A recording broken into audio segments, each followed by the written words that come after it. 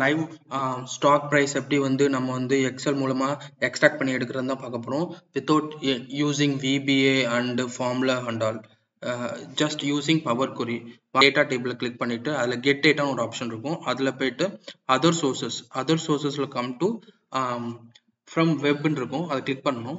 So once click பண்ண உடனே நமக்கு ஒரு பாப்அப் வரும் ஃப்ரம் வெப்னு சொல்லிட்டு பேசிக் அண்ட் அட்வான்டேஜ்னு சொல்லிட்டு. யூஆர்எல் கேட்கும், யூஆர்எல் வந்து பேஸ்ட் பண்ணணும், பேஸ்ட் பண்ணிட்டு ஓகே கொடுக்கணும். ஸோ இந்த என்ன பண்ணணும்னா அந்த வெப் பேஜ்ல இருக்கிற எல்லா டேபிள்ஸையும் நமக்கு வந்து பவர் queryல லிஸ்ட் பண்ணும். ஸோ டேபிள் வேணுமோ பிரைஸ் டேபிள் வேணுமோ அதை கிளிக் பண்ண உடனே இங்க டேபிள் வியூல வந்து நமக்கு என்டையரா நமக்கு லிஸ்ட் ஆகும். இதுல வந்து நம்ம டேபிள் லோட் ஆகி ஃபைனல் அவுட்புட் வந்து எக்ஸல்ல கிடைச்சிரும். செக் இருக்கும் எவ்ரி 5 minutes. இப்போ வேணும்னா இங்க ப்ராப்பர்ட்டிஸ்ல போய் நம்ம ரிஃப்ரெஷ் ஆப்ஷன் கிளிக் பண்ணிக்கலாம். கனெக்ஷன் ப்ராப்பர்ட்டி இருக்கும். இதுல வந்து நம்ம வந்து ரிஃப்ரெஷ் பை எவ்ரி 5 minutes நம்மள கொடுத்தோம்னா இந்த டேபிள் ஆட்டோமேட்டிக்கா எவ்ரி 5 minutes